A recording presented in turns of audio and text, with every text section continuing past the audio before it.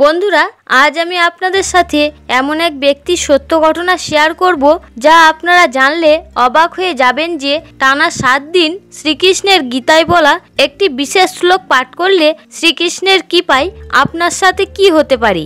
এই ব্যক্তিটি টানা 7 দিন শ্রীমদ্ ভগবদ্ গীতার এই শ্লোকটি এক মনে পাঠ করেন এবং তারপরে তার জীবনে যা ঘটে সেটা সে আমাদের সাথে শেয়ার করে এবং সেটাই আমি আজ এই ভিডিওতে তুলে ধরতে চলেছি, যাতে আপনারাও যারা সমস্যা এবং বিভিন্ন কঠিন পরিস্থিতির মধ্যে দিয়ে জীবনে যাচ্ছেন তারাও যাতে এই শ্লোকটি পাঠ করে উপকার পেতে পারেন। কারণ গীতার এই শ্লোকটিকে অত্যন্ত শক্তিশালী একটি শ্লোক বলে গণ্য করা হয়েছে। তাহলে চলুন দেরি না করে এই ব্যক্তির কাহিনী আগে জেনে নেওয়া যাক। ভিডিওটি শুরু করার আগে অবশ্যই চ্যানেলটি সাবস্ক্রাইব করুন এবং বেল বাটনে প্রেস করুন এরকম আরও অনেক নতুন ভিডিওর নোটিফিকেশন পেতে। ভিডিওটি দেখে যদি ভালো লাগে তাহলে অবশ্যই একটি লাইক করবেন এবং সবাইকে শেয়ার করবেন যাতে তারাও ভিডিওটি দেখে উপকৃত হয় এবং কমেন্টে অবশ্যই জয় শ্রীকৃষ্ণ লিখতে ভুলবেন না। বন্ধুরা, এই ব্যক্তিটি আমাকে বলে যে আমি কলেজের ইঞ্জিনিয়ারিংয়ের ফাইনাল ইয়ারের ছাত্র। আমার বেশিরভাগ বন্ধুরাই কলেজ শেষ হওয়ার আগেই চাকরি পেয়ে গেছে, কিন্তু আমার হয়নি। আমি খুব কম কথা বলি এবং আমার মনে সব সময় একটা ভয়ও থাকতো। ক্লাসে প্রেজেন্টেশন দেওয়ার সময় ভয় পেতাম এবং ইন্টারভিউ দেওয়ার সময় এইচআরের সামনে কথা বলতেও ভয় পেতাম। ঠিক করে কিছু বলতেও পারতাম না। পরীক্ষার সময় আরও খারাপ অবস্থা হতো এবং প্রচণ্ড নার্ভাস হয়ে যেতাম। ধীরে ধীরে আমি নিজের উপরে বিশ্বাস হারিয়ে ফেললাম। সব সময় চিন্তার মধ্যে দিয়ে যেতাম এবং আমার সব সময় মনে হতো যে আমার মধ্যে অসংখ্য খামতি আছে এবং আমার আশেপাশের লোক অত্যন্ত ট্যালেন্টেড। এসব কারণে আমি আমার নিজের উপরে কনফিডেন্স হারিয়ে ফেলি। কোনো পরীক্ষায় ইন্টারভিউতে অংশগ্রহণ নিয়ে আমি নার্ভাসনেসের জন্য রিজেক্ট হয়ে যেতাম। বাড়ি থেকে ভালো করে পড়াশোনা ও প্রস্তুতি নিয়ে সরকারি পরীক্ষা দিতে যেতাম, কিন্তু নার্ভাসনেস ও ভয়ের কারণে ভালো পরীক্ষা দিতে পারতাম না। তারপরে ভাবতাম যে আমার ভাগ্যে হয়তো ব্যর্থতাই লেখা আছে। আমার শ্রীকৃষ্ণের উপরে বিশ্বাস ছিল, কিন্তু কখনো কোনো পূজাপাঠ বা মন্ত্রপাঠ করিনি। আমার মাও আমাকে নিয়ে খুব চিন্তিত ছিল। মা রোজ পূজাপাঠ করত এবং আমার কথা শ্রীকৃষ্ণের কাছে বলতো। রোজ আমাকে প্রসাদ দিত, কিন্তু কিছুতেই কিছু হচ্ছিল না।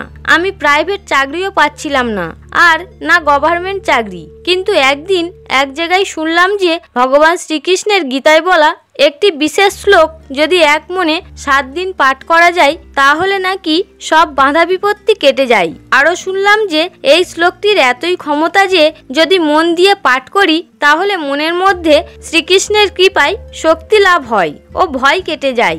এই শুনে আমি সংকল্প নিই যে আমি রোজ এক মনে শ্রীকৃষ্ণের এই শ্লোকটি পাঠ করব এবং দেখব কি হয়। পরের দিন থেকে আমি রোজ সকালে স্নান করে উঠে ও রাতে শুতে যাওয়ার আগে এক মনে ভগবান শ্রীকৃষ্ণের এই শ্লোকটি পাঠ করতে থাকি। প্রভুর কাছে বলতে থাকি যে হে প্রভু, তুমি পারো আমার এই অবস্থা থেকে বের করতে এবং সকল বাধাবিঘ্ন দূর করতে। আমার জন্য যেটা ভালো হবে তুমি সেটাই করো প্রভু। আমি নিজেও জানি না এখন আমার কি করা প্রয়োজন। আমি আমার সব ভার তোমার উপরে ছেড়ে দিলাম। তুমি আমার সঠিক রাস্তা দেখাও। এরকম ভাবে রোজ এক মনে প্রার্থনা করতে থাকি এবং টানা 7 দিন কাটার পরে আমি জানতে পারলাম যে আমাদের কলেজে নতুন কোম্পানি এসেছে ক্যাম্পাসিং এর জন্য। কিন্তু একটা জিনিস লক্ষ্য করে দেখলাম যে আগে যেমন কোম্পানি আসছে শুনে ভয় পেতাম ও নার্ভাস হতাম, সেই ভয় ও নার্ভাসটা এখন আর লাগছে না। এখন আমার মনে একটাই কথা ছিল যে আমার কোনো জিনিসে ভয় নেই। আমার সাথে আমার ভগবান আছে।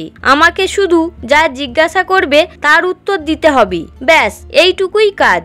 আগে ইন্টারভিউর দিন ঘাবড়ে যেতাম, মা আমাকে বোঝাতো, কিন্তু শ্রীকৃষ্ণের এই শ্লোকটি পাঠ করার পর যেদিন আমি জবের ইন্টারভিউর দিন তৈরি হয়ে যাচ্ছিলাম তখন আমার মনে কোনো ভয় ছিল না এবং মাও দেখে বুঝতে পারে যে আমি আর ঘাবড়ে নেই। মা আমার হাতে প্রসাদ দিয়ে বলে যে শ্রীকৃষ্ণ তোমার সাথে আছে, তোমার কোনো সমস্যা হবে না। এই শুনে মনের মধ্যে একটা আগুনের শিখা জ্বলে ওঠে।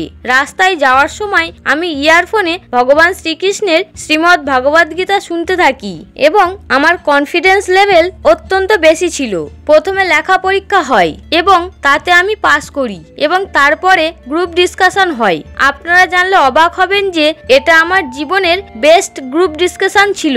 আমি অন্য কোনো গ্রুপ ডিসকাশনে কিছুই বলতে পারতাম না, কিন্তু এই দিন 3 বার গ্রুপ ডিসকাশনে বলি এবং রাউন্ডে সিলেক্ট হয়ে যাই। ইন্টারভিউতে HR আমাকে সেই প্রশ্নই জিজ্ঞাসা করে যেই প্রশ্নের উত্তর আমি জানতাম। আমি সব প্রশ্নের উত্তর ভয় না পেয়ে কনফিডেন্সের সাথে দিতে থাকি। সন্ধ্যা 7টায় রেজাল্ট বের হয়, আমি সিলেক্ট হই। আমার অফার লেটারও এসে গেছে। কলেজ শেষ হলে জয়েন করব। বন্ধুরা, শ্রীমদ্ ভগবদ গীতার সেই বিশেষ শক্তিশালী শ্লোকটি হলো 18তম অধ্যায়ের 62তম শ্লোক। তমেব শরণং গচ্ছ সর্বভাবেন ভারত তৎপ্রসাদাৎ পরাং শান্তিং স্থানং প্রাপস্যসি শাশ্বতম। এই শ্লোকটিতে ভগবান শ্রীকৃষ্ণ বলেছেন যে যারা ভগবান শ্রীকৃষ্ণের শরণ গ্রহণ করবে তারা পরম শান্তি ও নিত্যধাম লাভ করবে।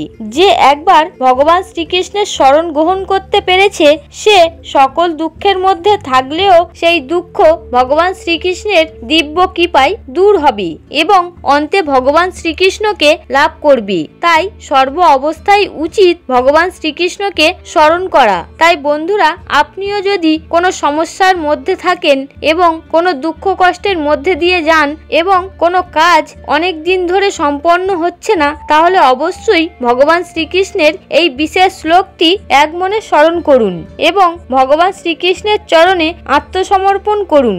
দেখবেন সব দুঃখ কষ্ট ভগবানের দিব্য প্রসাদে দূর হয়ে যাবে। বন্ধুরা, ভিডিওটি দেখে যদি ভালো লাগে তাহলে অবশ্যই একটি লাইক করবেন এবং কমেন্টে অবশ্যই জয় শ্রীকৃষ্ণ লিখতে ভুলবেন না। দেখা হবে পরবর্তী ভিডিওতে। ততক্ষণ আপনারা ভালো থাকুন, সুস্থ থাকুন। হরে কৃষ্ণ।